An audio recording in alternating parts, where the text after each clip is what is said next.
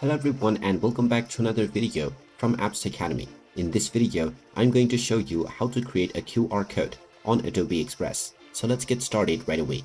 First of all, open up your web browser and then in the address bar, type in new.express.adobe.com and press enter.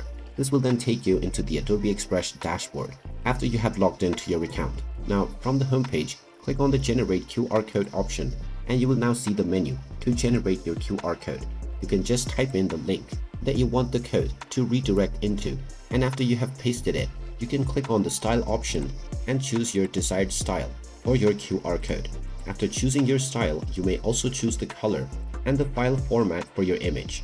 Finally, you can either edit further details if you wish by using the editor option, or you can download your QR code once you are done with it.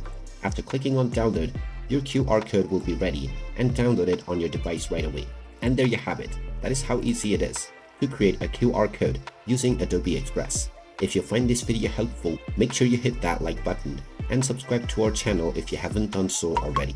Also ring that notification bell to never miss another update from us. Thank you for watching and I will see you again in the next video.